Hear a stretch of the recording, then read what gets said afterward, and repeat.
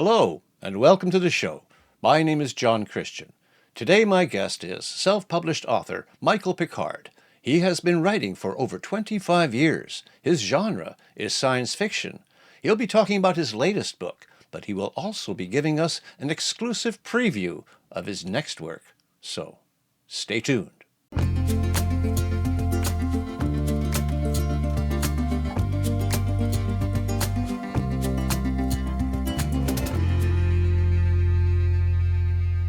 Hi, Michael. Welcome to the show. Very good to be with you. Good. I hear you've written a lot of books. How many are you going to want to talk about today? Well, so I'd like to tell your audience about my most recent novel, which came out in February of this year. But I also have an exclusive for you, a preview of a book that'll be coming out roughly in February of next year, where I try my hand at a different genre. I see. So science fiction is your main genre, is it? It has been. There are 9 novels currently out. They're all science fiction. It's a very comfortable place for me. I'm analytical on one side of my brain and quite creative on the other. And when the two halves of my brain chat, the natural outcome are a series of science fiction novels. Mm-hmm. Mm-hmm. So let's take it one book at a time. Which is the first book you want to tell me about? So it is called Forward and Back. I've covered most of the topics that science fiction novels cover: aliens coming to Earth, us going to other planets, strange creatures. But until a couple of years ago, I hadn't tackled what every science fiction author needs to tackle, and that's a time travel novel. So I decided I was ready, and that's where Forward and Back was born. If I may, I'd like to read the blurb on the back cover to give your viewers kind of a thumbnail. Sure, good idea. Go ahead. At the moment of his greatest professional achievement, renowned physicist Randy Weinberg wakes up 8 years in the future. He is legally dead, divorced from his wife, and a stranger to his son. Enemies threaten him for the secrets to allow time travel. As a victim of his failed experiment, Randy is clueless. He must decide whether to invent a tool that could be used to corrupt history or refuse and see his wife and son murdered. Perhaps there is another way. Turn back the clock. The protagonist, Randy, is named after my high school physics teacher, who passed away recently. I dedicate the book in his honor. The book describes Randy's struggle to first make the decision if he's going to attempt to time travel backwards, because forward and backward are two different processes, or stay where he is, because he isn't in a bad position where he is. He has his wife, he has his son, who he'd never met. And so there's a possibility that he could have a good life 8 years in the future. But something tugs at him where he thinks that this is not the optimal solution. He's a physicist after all. And so having been thrown forward, his intellectual curiosity forces him to try to understand how that happened. And once he has that information, he has a basis for attempting to go back in time and prevent the accident that sent him forward. One of the things that was my goal for this book was to make sure that I didn't violate my own time travel rules. There are no cast in concrete rules about time travel because it doesn't exist, at least not that we know of. And so every time someone writes a time travel novel, they have to set up their own rules. When you time travel, are you creating a new timeline or not? If you go back in time, can you affect the future from that point going forward? And so I established a set of rules. I don't bog the reader down in reading a page of rules, but the reader gets the idea as the novel unfolds. And I wanted to make sure that if someone read the novel, that they couldn't then send me an email and say, Mike, you set up the rules, but you blew it. Here's an example of where you didn't adhere to your own rules. Shame on you. Uh, the book got critiqued by 3 different critique groups and 2 sets of beta readers. And I charged them with finding holes in the novel in terms of time travel violations, and they could not. So then when the book was released on February 22nd of this year, which by the way was Groundhog Day, the perfect day to release a novel about time travel, I had a contest, and I said anyone who bought the book on the day of release and within 30 days found a mistake in time travel, the first person who did, I would pay them back for the cost of the book. And in that 30 days, I got a couple of emails about things other than time travel violations, and I thanked them for that. But nobody won a free book. So I think it's clean. I think I achieved my objective. Mm-hmm. Rules for science fiction. I strongly agree. I'm a big science fiction fan myself. I like Asimov, and of course, he had the robotic rules. I think there's only 3 of them. So what you've done here is really smart. I think that's very good, especially when you're dealing with something that's unprovable like time travel. It's good to have rules. So how long have you been writing? Well, I started writing in 1993, and it was kind of by accident. My daughter was going off to overnight camp for the first time, and she said, "Daddy, I want you to write me every day." And I said, "Sure," because I'm a father and have 1 child, so you try to indulge when you can. And we had dinner with some friends whose daughter had gone to overnight camp the previous year. I asked the mom, "Did you write to your daughter, and what did you write?" And she told me, "Yeah, I wrote letters, and I told her what I had for breakfast and what I did at work." And I didn't say it out loud, but I thought to myself, those must have been the most boring letters her daughter could have ever gotten. So I set the bar higher for myself. I wanted to send letters that would entertain my daughter, to make her laugh. I wanted to do it in terms of a story, not boring, mundane, day-to-day activities. And because it was her first time away, and I'm a dad, I wasn't sure if she was going to acclimate to being away for a full week.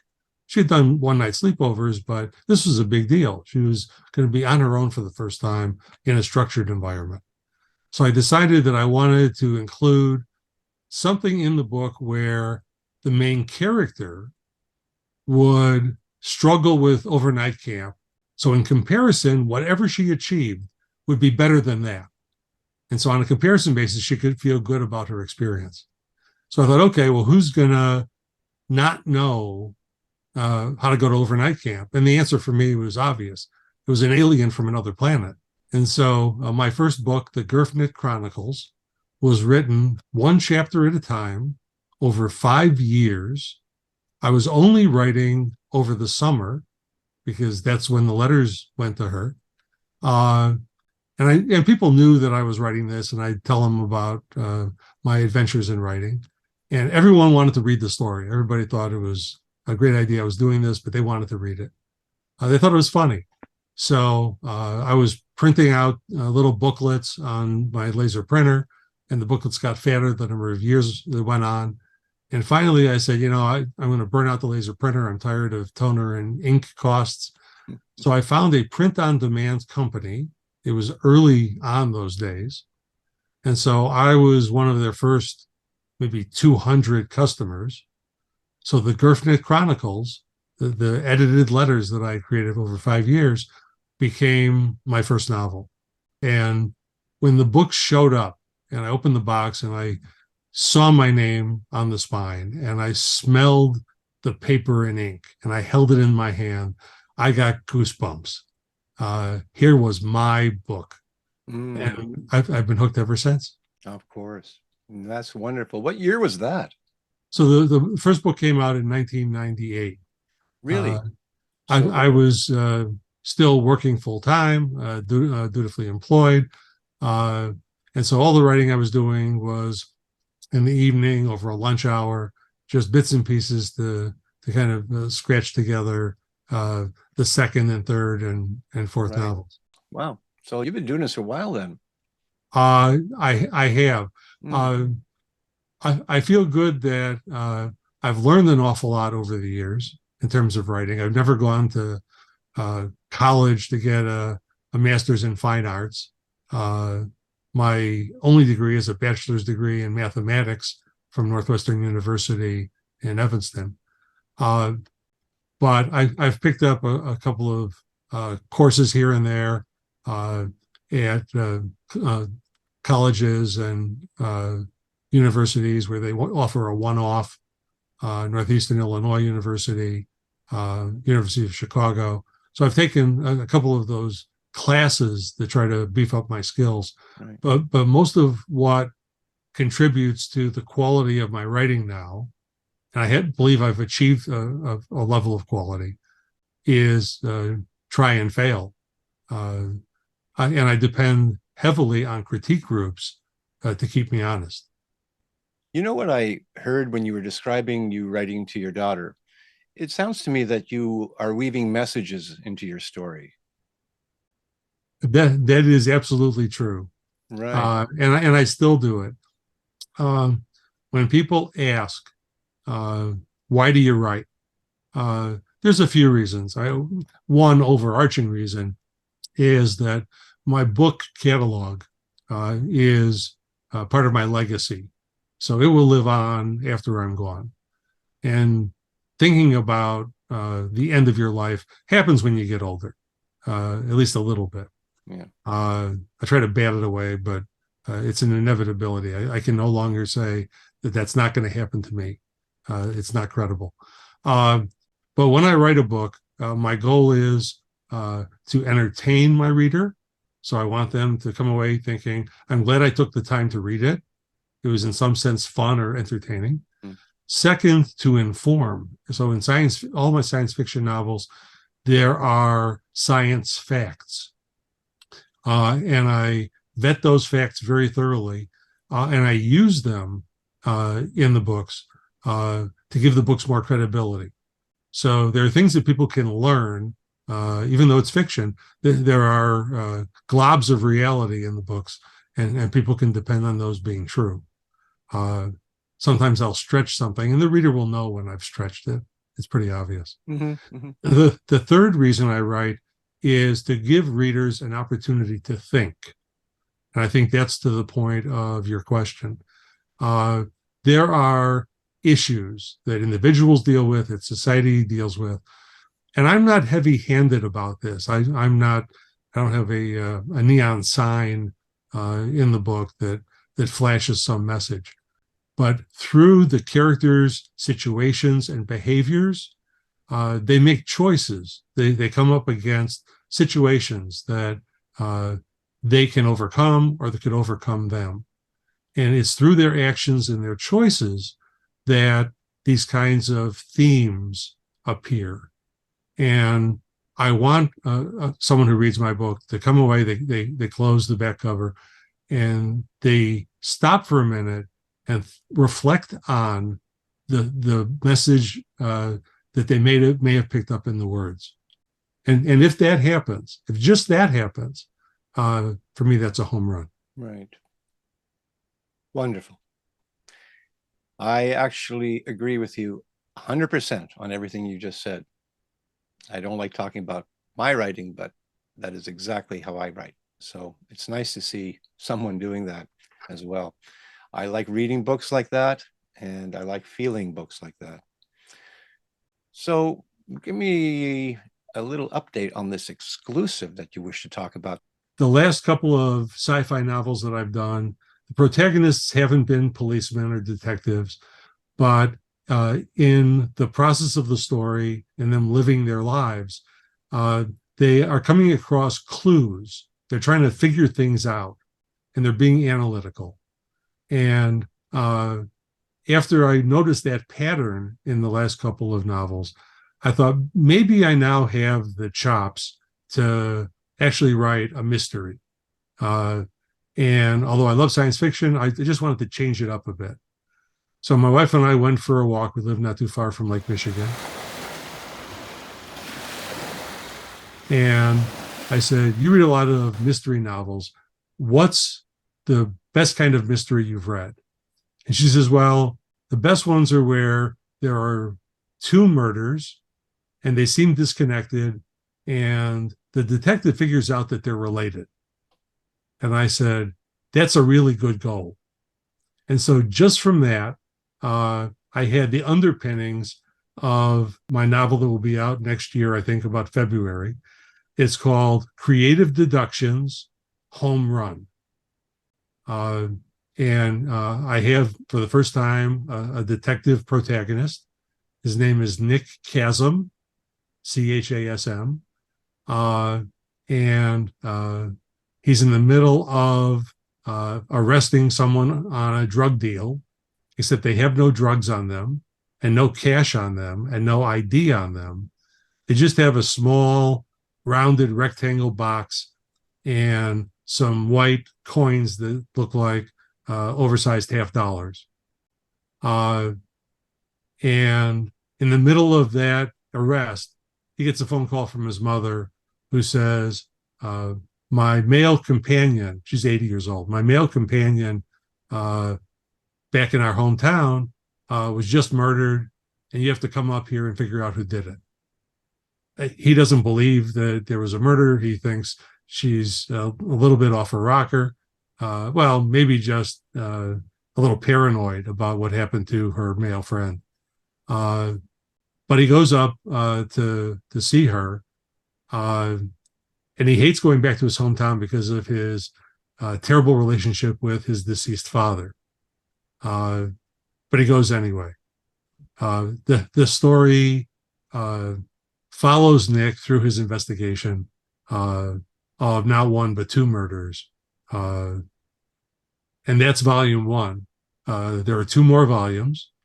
It's all one story. Think of Lord of the Rings, right? Those three books are one huge story, but delivered in three separate volumes. Mm-hmm. So that's what I'm doing with Creative Deductions. I see. It's one very large story, and I'm delivering it one volume at a time. How long do you think that's going to take you to write?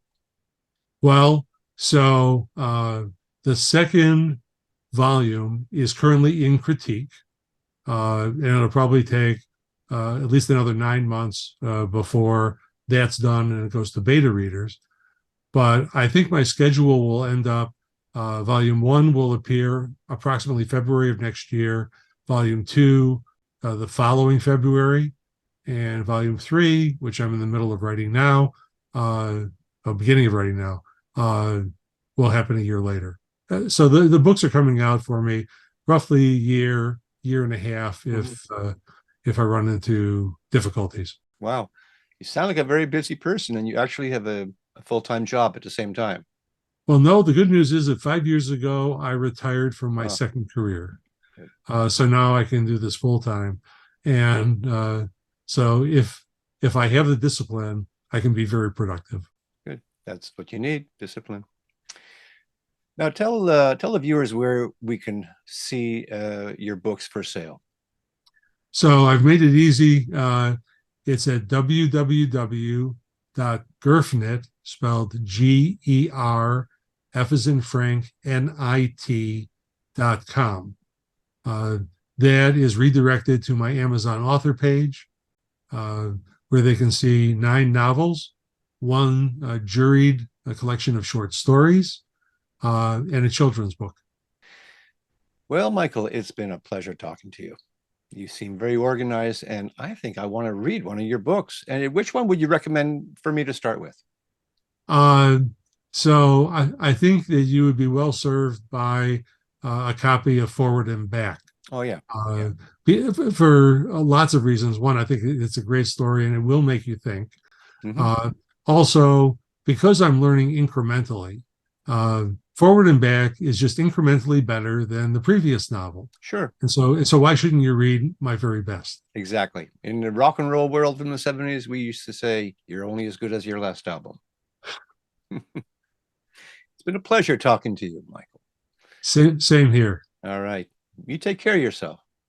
You too. Be well. Bye-bye.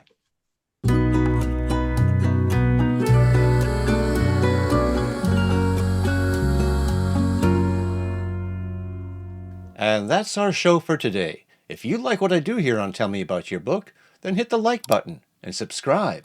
Don't forget to ring that bell for future notifications. And if you are a self-published author, I would really like to talk with you.